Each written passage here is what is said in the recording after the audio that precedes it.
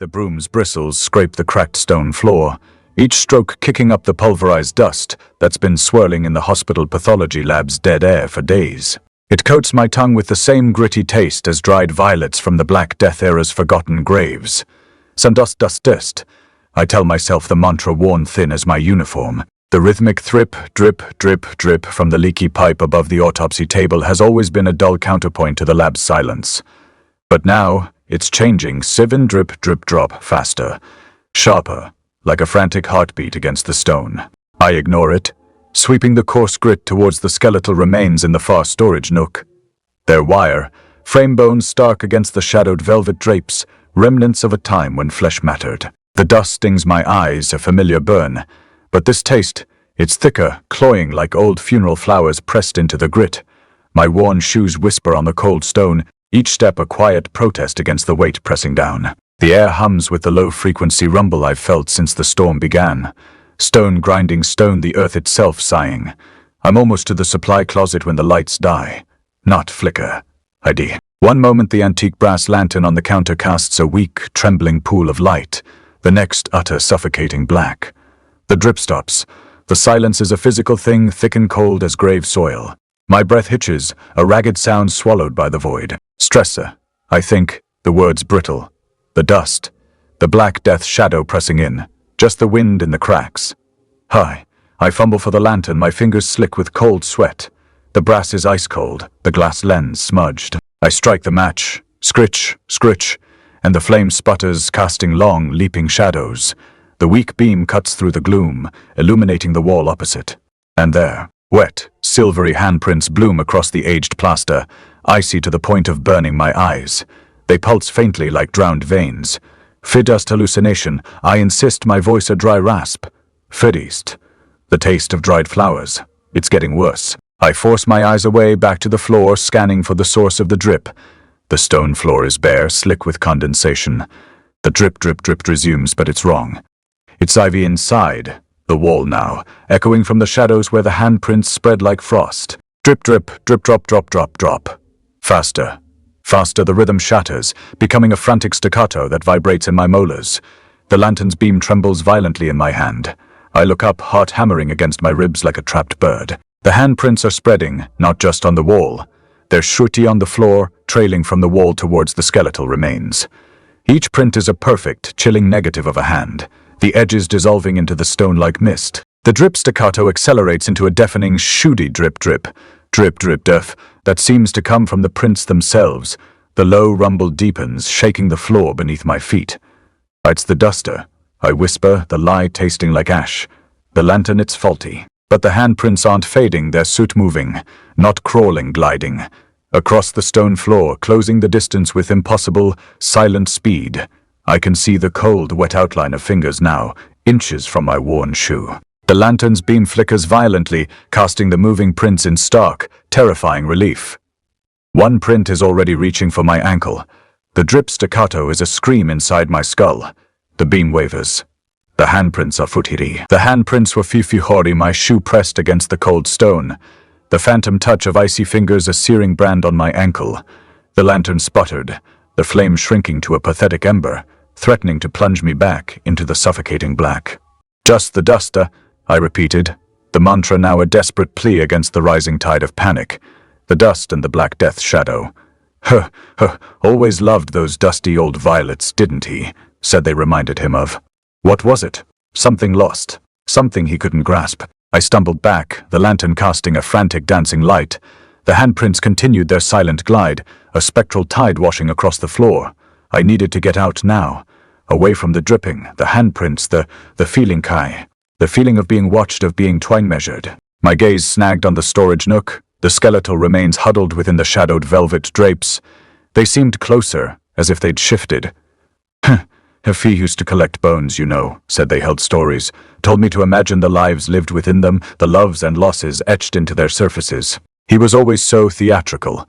The lantern's beam faltered, illuminating a figure in the nook, tall, gaunt, dressed in a tattered coat that seemed to absorb the light, leaving him a silhouette against the velvet.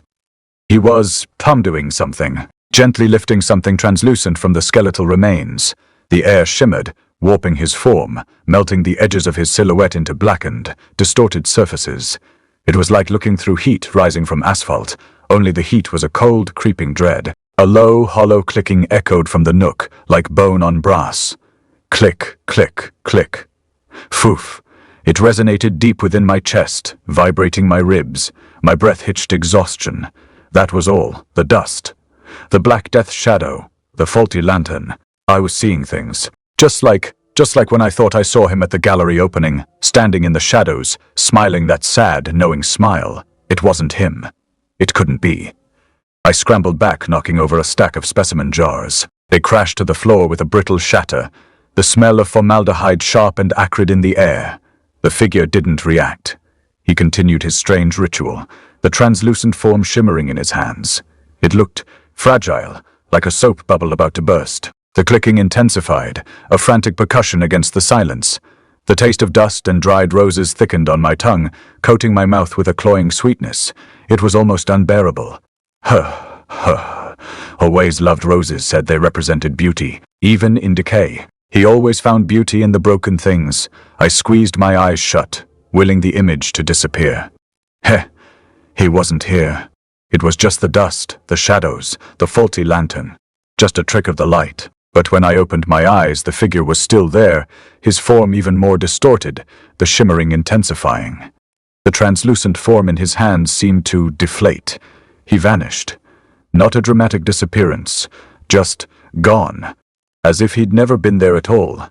The clicking stopped. The air stilled. The taste of dust and roses lingered, a phantom sweetness on my tongue. Then, a whisper, close to my ear, so close I could feel the breath against my skin. A single word drawn out and mournful. Elias. The cat appeared from the corner of the dissecting table, a seamless slide of shadow against the antique brass. It didn't pad, didn't stalk. It flowed tawdry, a silent current through the chaos of scalpels and clamps. Its form was wrong, smooth, unbroken where a face should be. No eyes, no nose, no mouth. Just a polished obsidian surface reflecting the distorted light of the lantern. It tilted its head, a movement so precise it felt calculated, and fixed that. Nothingness. On me. Elias used to do. I thought the memory a sharp pang in my chest. Always analyzing, always judging. A soft tiffer-to-pitter began on the stone floor, a delicate counterpoint to the insistent drip, drip, drip, decaying from the pipes. The cat's movement was synchronized with it, each step a measured response to the water's rhythm. It wasn't walking to be the basement door, it was being sundi there, by the dripping, by something else. I raised a hand, a feeble attempt to wave it away. Shoo! I mumbled the word, tasting like dust and regret. It didn't flinch, didn't acknowledge my presence at all. Just continued its unnervingly direct course. It moved with an accuracy that defied logic, navigating the labyrinth of equipment without a single hesitation. It was as if it knew the layout, the placement of every tray and specimen jar high. Hatitways knew everything, always 3 steps ahead. I fumbled for my logbook, the leather cold and slick beneath my fingers. The ink bled slightly as I wrote. Subject exhibits no discernible sensory organs. Locomotion unnervingly precise. Appears to be guided by external stimuli, rhythmic dripping. The words felt inadequate, a pathetic attempt to categorize something utterly alien. It was like trying to describe a dream to someone who'd never slept. The pitter-patter grew louder as the cat neared the basement door, a subtle percussion against the oppressive silence. The dripping intensified, too, accelerating into a frantic pulse. Drip, drip, drip, drip, drip, drip, drip, drip. It resonated in my teeth, a physical vibration that made my jaw ache. I felt a sudden, inexplicable urge to follow it, to descend into the darkness. My legs felt heavy, leaden. The dust seemed to thicken, clinging to my throat, making it difficult to breathe. The antique brass of the dissecting table gleamed under the lantern's light, reflecting my own distorted face. It looked younger somehow, softer. Like I used to look, I thought, the memory a fresh wave of grief. I took a step back, then another, trying to break the hypnotic pull of the cat's progress.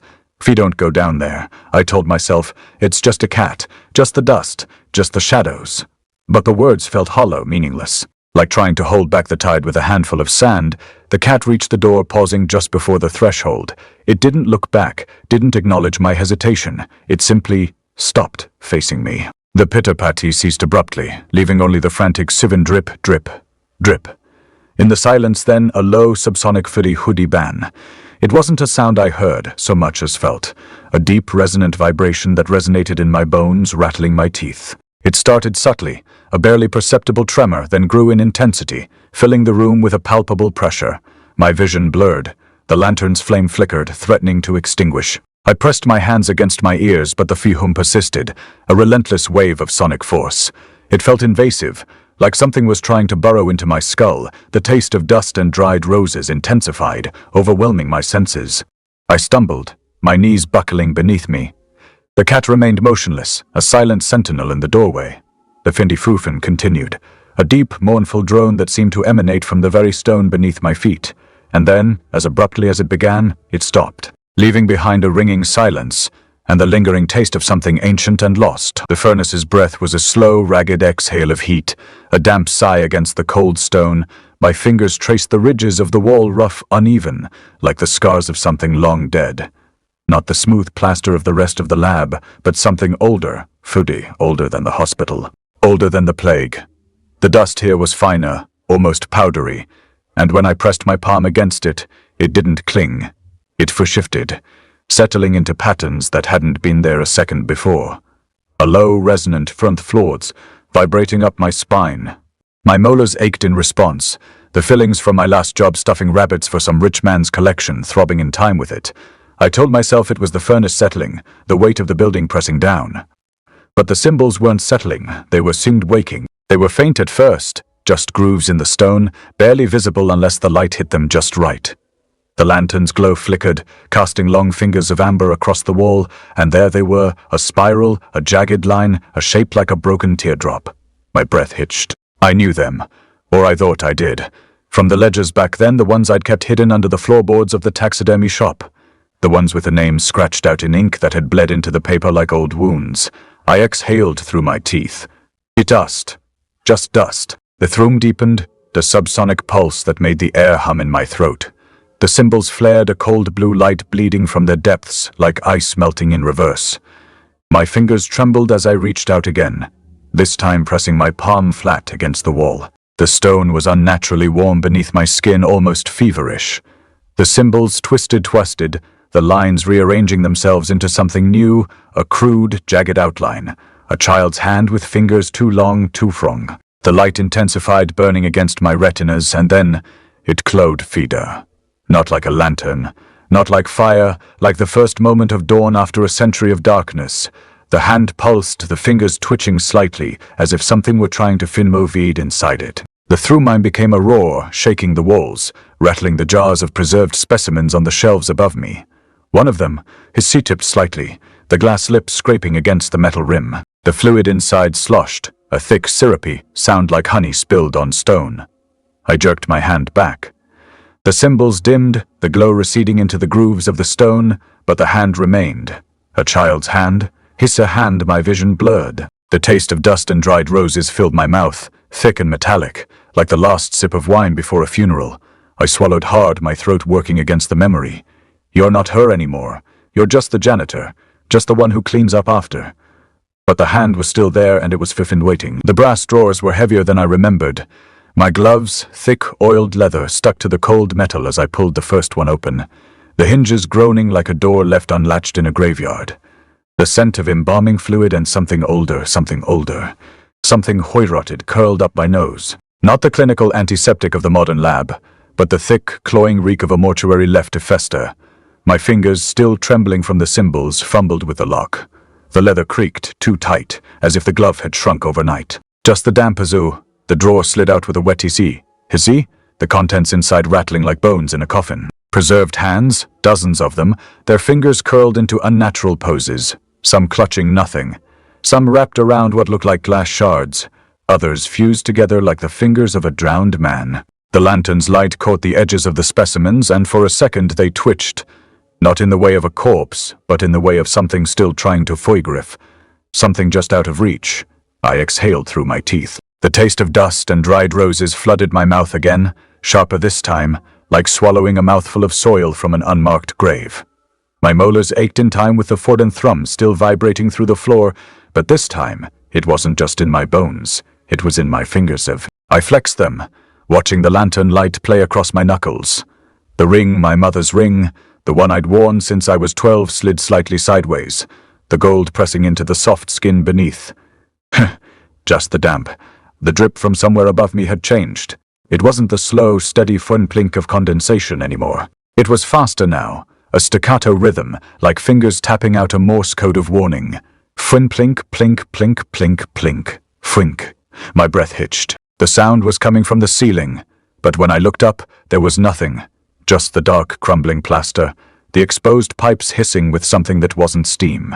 I swallowed hard. The drawer was still open. The hands inside weren't moving, but the air above them shimmered, like heat off asphalt. And then, a figure stepped into the lantern's glow. Not a specimen, not a shadow, a fortis sun, or what used to be one. Tall, too tall, their edges blurred like a photograph left in the rain. Their face was smooth, featureless, but their hands, oh. Their hands were wrong. Too long, the fingers splayed like the legs of a spider, the skin stretched thin over something that wasn't quite bone. They reached for me, and the drip above me screamed. A sudden, frantic thud and splatter, as something wet and heavy hit the floor. I jerked back.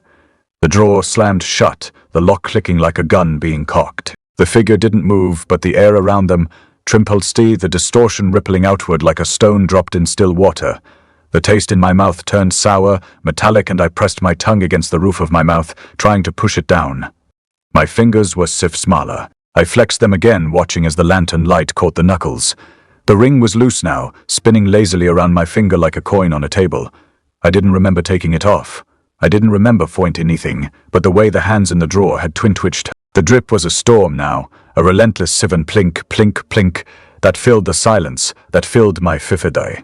I pressed my palms against my ears, but the sound didn't fade. It deepened, a low rhythmic thrum that vibrated through my skull, through my swandy bones. Then I looked down. My hands were smaller, not just a little one, not a sebly. The gloves were too big, the leather sagging around my wrists like empty sleeves. The ring spun faster, the gold catching the light, and then it slipped off. I didn't catch it. I didn't twatry. It hit the floor with a soft twin clink rolling beneath the drawer, beneath the hands that had twitched, wedged when I looked at them. The drip stopped. The figure was gone, and the hands in the drawer were swin watching. The wall wasn't stone, not really. It felt like compressed dust, like walking against a mountain of powdered bone. The cat, a silent, shifting shadow, had pressed against it, and the surface swin yielded, a grinding rasp against the silence. Now I was following, the oiled leather of my gloves sticking to the crumbling material. The air grew heavier, thicker, tasting of something ancient and bitter, like dried roses crushed beneath a heel. Dust motes, illuminated by the lantern's beam, danced in the stagnant air, a miniature blizzard swirling around my face. Fist, dust the damp. The taste was overwhelming now, coating my tongue, clinging to the back of my throat. It wasn't unpleasant, exactly. It was familiar. Like a memory I couldn't quite grasp, a lullaby hummed in a forgotten language. The floor beneath my boots wasn't stone either, but a compacted layer of something granular, something that shifted and sighed with each step. A faint fluidez escaped from the depths of the ground, like a lung struggling to draw breath. The cat was gone. It had simply dissolved into a pile of what looked like dust. Not the fine, powdery dust of decay, but a coarser, almost sandy substance, the color of dried bone. I stopped, the lantern light catching the swirling particles. They seemed to coalesce, to form shapes, faces, distorted and fleeting, then dissolving again into the grayness.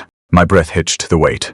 It pressed down on me, a physical burden, not just in my lungs, but in my shoulders, in my subanimi nduth taxidermy. Years spent meticulously preserving beauty, only to let it crumble to dust. Daniel. The way I'd pushed him away, convinced I was protecting him, when all I'd really done was condemn us both to a slow, silent decay. The bones began, not arranged in orderly rows, but scattered haphazardly, like children's toys thrown across a room. Femurs, tibias, skulls, a macabre jumble of fragmented lives. The lantern light glinted off the surfaces, highlighting the unnatural smoothness of the bone, the absence of any identifying marks. The voice from the ground intensified, morphing into a low, mournful fonthum hum. I swallowed, the taste of dust and roses almost unbearable. My fingers felt numb, clumsy. I looked down at my hands, and the gloves seemed to hang loosely, as if my fingers had shrunk. The ring, my mother's ring, felt cold against my skin, A whisper brushed against my ear, too faint to understand, but laced with a profound sadness. The lullaby started then, a fragmented melody carried on the dust-laden air. "Fucking hush, little darling, don't you cry."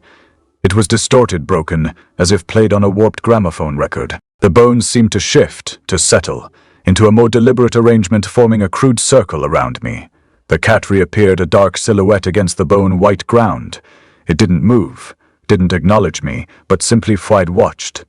The weight increased. A crushing pressure on my chest, a tightening in my throat. I stumbled, the lantern nearly slipping from my grasp. The lullaby grew louder, clearer, the words coalescing into a recognizable phrase: "Sleepy little darling, close your eyes."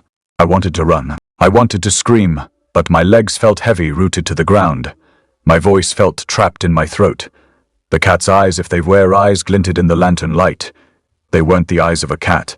They were something else, something ancient, something knowing. And then a single bone moved. A skeletal finger, long and brittle, extended from the pile, pointing directly at my ankle. It twitched. A slow, deliberate tremor that resonated through the ground, through my bones. The lullaby reached a crescendo, a mournful, unsettling wail. The taste of dust and dried roses intensified, drowning out everything else. The dust clung to my tongue like a second skin, thick and cloying, each inhalation dragging the scent of dried roses deeper into my lungs. I coughed, the sound raw and unsteady, the lantern's brass handle biting into my palm as I leaned forward, fingers sinking into the powdered earth. My gloves were useless now, too loose, too thin, as if my hands had shrunk overnight. The burial dust resisted, clumping around my wrists like wet sand, and I cursed under my breath. Not for the discomfort, but for the way it tasted, die of something I couldn't name, something that coiled around my ribs and squeezed. The symbols were here, carved into the compacted earth, but they weren't words, not really. More like scratches, shallow and deliberate, arranged in a pattern that made my stomach twist. My fingers trembled as I pressed them into the dust, the symbols yielding beneath my touch, as if the ground itself were breathing. The crinkle of dried petals filled the air, sharp and brittle, like footsteps on parchment.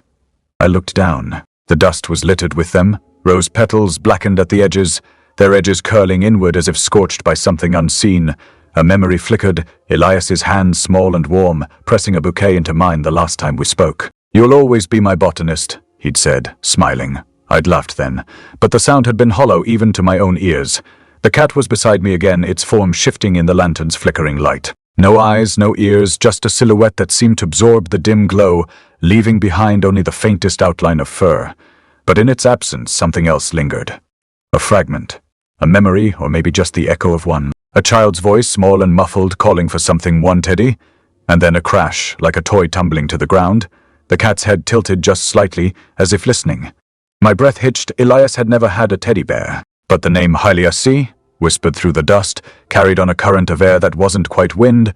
The symbols beneath my fingers pulsed, as if reacting. I reached out, my arm moving slower than I intended. The dust clung to my sleeve, heavy and damp, and the petals crunched under my weight. The cat didn't flinch. It didn't move at all. But the brass fixtures of the lab, cold, gleaming instruments of dissection, seemed to lean closer, their shadows stretching long and jagged across the floor. The light from the lantern wavered, casting the lab in a haze of gold and gray, like the inside of an old photograph. The air thickened, pressing down on me, and I realized with a sickening lurch that my fingers, mine handsy, were changing. The gloves slipped off, forgotten, and I stared at my palms. They were smaller, child-sized. The skin was smooth, unlined, the nails short and clean, as if I'd just scrubbed them raw. I swallowed hard, the taste of roses and dust flooding my mouth. The cat's form flickered, and for a heartbeat I saw it, not as a shadow, but as a child, small and wide-eyed, holding a teddy bear with one hand. The bear's stuffing spilled out, black and clumped, like the petals underfoot. The name Symboliasi echoed again, louder this time, and I lunged forward, my childlike fingers sinking into the dust. The symbols shifted beneath my touch, rearranging themselves into something new, something that made my vision blur. The brass fixtures groaned, their shadows twisting into shapes that weren't quite human. The crinkle of petals filled the air, now joined by a low rhythmic fustes, slow at first, then accelerating, then slowing again, like a heartbeat counting down. I didn't hear the scream, not at first, but the sound of my own voice, small and broken, rose from my throat before I could stop it. The cat, no, the child turned its head, and for the first time I saw its eyes, Not empty, not dark, but knowing. The symbols beneath my fingers burned, and I pulled my hand back, gasping. My palm was smaller still, the skin pale and unmarked. The lantern flickered, and in its light, I saw the teddy bear again, its blackened stuffing spilling across the ground like fresh snow. The lullaby started then, soft and insistent, carried on the dust and the drip and the weight of something pressing down on my chest. Hush now, little one. You don't have to remember. The cat's tail lashed once, a whip of fur against the brass fixtures, and the air split not with sound, but with the sudden, violent parting of the drapes. Velvet swallowed the lantern's glow, devouring it whole as the fabric unfurled, like a beast stretching its limbs. The scent of crushed roses flooded my nose, thick and metallic, and I stumbled back, my heels catching on something soft wet skin, peeling away in blackened flakes. The undertaker stood there, his form flickering at the edges, his fingers wrapped around the lantern's handle. The glass was already cracking, spiderwebs of fracture crawling across its surface, and his grin split his face too wide. Too many teeth, all of them stained the color of dried wine. I didn't run, not at first. My legs moved before my mind could catch up, the dust clinging to my heels like glue, the petals crunching underfoot. The cat was ahead of me, its silhouette dissolving into the velvet, and I realized too late that the drapes weren't just fabric. They were 7 teeth, serrated and hungry, and they were closing behind me. The tear of the velvet was sharp, a sound like a blade parting flesh, and I turned just in time to see the first curtain snap shut, sealing off the exit.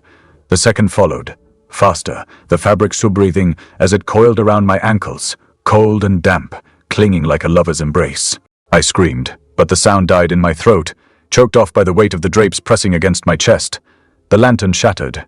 Glass rained down like black snow, and the undertaker's hand lunged it. For me, his fingers elongating, splitting into claws that glinted in the dying light. I saw them then, the figures, dozens of them piled in a jagged heap at his feet, their forms translucent, their edges ragged like torn photographs. My younger self was there, small and wide-eyed, her hands pressed against her ears as if to block out a sound I couldn't hear. And Fortinafur, the woman I'd been, the one who'd walked away from Elias, her back turned, her hair a tangled mess of static. The undertaker's laughter filled the room, low and rumbling, shaking the walls, and I realized with a sickening lurch that he wasn't laughing at me. He was laughing foot with me. The drapes tightened. I gasped, the velvet pressing against my ribs, my lungs, and I saw Tweety again, the girl who'd refused to learn taxidermy, the one who'd told Elias she'd never be the woman he needed. The undertaker's claws scraped against the velvet, and I flinched, my breath coming in ragged bursts. The petals underfoot twitched, curling inward as if something was crawling beneath them, and the undertaker's voice slithered into my mind, soft and insistent. "You don't have to remember," he whispered. "You don't have to be her." The claws closed around my wrist. The first tear of skin was hot, bright, and I screamed, the sound raw and broken. The undertaker's grin widened, his teeth glinting in the dark, and I saw the lantern's light flicker in his eyes. Knowing hungry, the drapes tightened further, pressing against my chest, my throat, and I realized with a sickening lurch that I was trapped, that I'd twile away been trapped. The undertaker's hand reached for me, his fingers elongating, splitting into claws that glinted in the dark, and I saw the figures behind him, their forms shifting, changing, becoming twine mine. The petals underfoot twitched again, curling inward, and the undertaker's voice filled my mind, soft and insistent. "You don't have to remember," he whispered. Would have to be her." The claws closed around my throat. The dust tasted like dried roses and regret. A film coated my tongue, gritty and clinging, and I coughed, a small, reedy sound that seemed to echo too loudly in the cavernous lab. My knees felt wrong, too short, my hands too smaller, paler. I looked down, and the sleeves of my uniform bunched around my wrists, loose and awkward. Preteen, the doctor had called it, in a detached, clinical tone. A regression, a mockery. The cat moved ahead, a silent obsidian shadow against the gloom. No eyes, no discernible features beyond the twitch of its tail, yet it navigated the debris-strewn floor with an unsettling certainty. It led me to a corner tucked behind a bank of rusted equipment, where the lantern's light pooled, illuminating a swirling vortex of something. Fragments. They weren't images, not really. More like shards of glass, each reflecting a distorted memory. Elias's laughter, sharp and bright, echoing across a field I couldn't quite place. A lock, tarnished and broken, lying on a table scattered with feathers. A taxidermy kit gleaming under a harsh light, its tools laid out with a meticulous precision that felt like a personal accusation. But the words were wrong. scrambled, like a radio signal lost in static. Elias, sun, mist, stitch, gone. The whispers overlapped, a chorus of fragmented meaning that tightened a vice around my chest. The crushing weight wasn't just metaphorical anymore. It was a physical ache, a pressure building behind my ribs, making it hard to breathe. My legs trembled, and I had to grip the edge of a metal table to steady myself. It was cold, slick with a film of something I didn't want to identify. The undertaker was closer. I could feel him, a presence that wasn't seen but known. The antique brass fixtures on the walls didn't fade. The old-fashioned lamps, the corroded handles didn't seem to pulse with his energy, radiating a cold metallic heat. They hummed with a low-frequency rumble that resonated deep within my bones. From. It wasn't a sound I heard so much as felt, a vibration that threatened to shatter my teeth. I tried to remember Frifitwand. I didn't know, but the fragments, the distorted memories hinted at something lost, something vital, something I'd abandoned. Elias. The name clawed at the back of my mind, a phantom limb aching with a grief I couldn't fully comprehend. Why Elias? Why Thifu, that laughter? Why the broken lock? Why the taxidermy? The cat's tail lashed, a silent rhythmic pulse in the oppressive quiet. The swirling fragments intensified, coalescing into a fleeting image of a young girl, small and hesitant, standing before a workbench covered in glass eyes and wire. The thought was a fragile bubble, easily burst by the undertaker's encroaching presence. You don't have to remember. His voice slithered into my mind, a silken thread of manipulation. You don't have to be her. The floor beneath me felt unsteady, tilting. The walls seemed to press in, the shadows deepening, swallowing the lantern's light.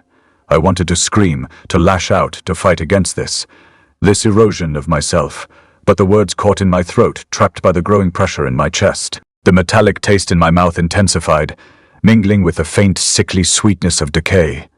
The drip of condensation from the ceiling accelerated, a relentless rhythm that mirrored the pounding of my heart. Drip, drip, drip, drip.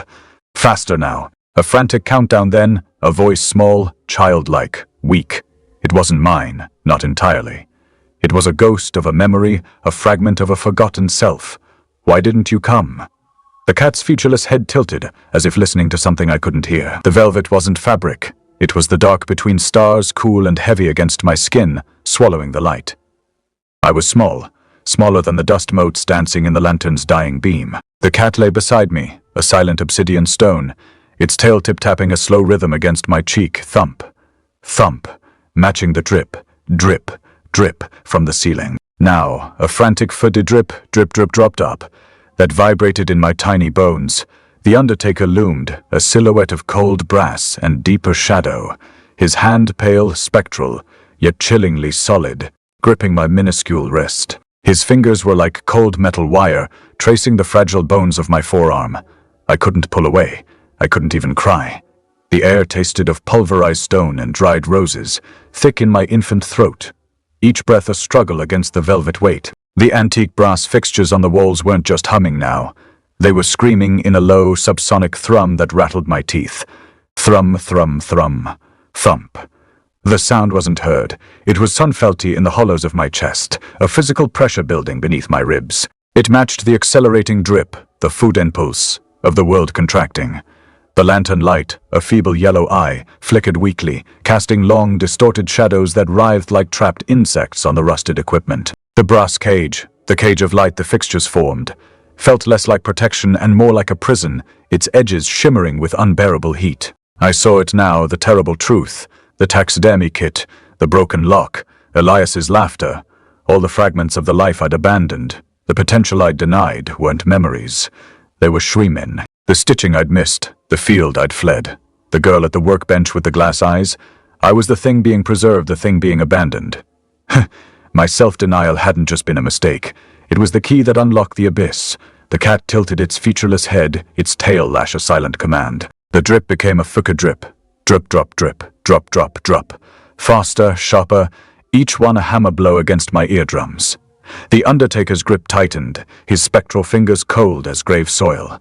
You don't have to remember. You don't have to be her. His voice slithered, not in my ears, but in the marrow of my new, fragile bones. The lantern light flared once, blindingly bright, revealing the cat's stillness, the undertaker's hollow eyes where his face should be, the way the velvet seemed to drink the light. Then it dimmed, the yellow eye fading to a sickly green, then to a bruised violet.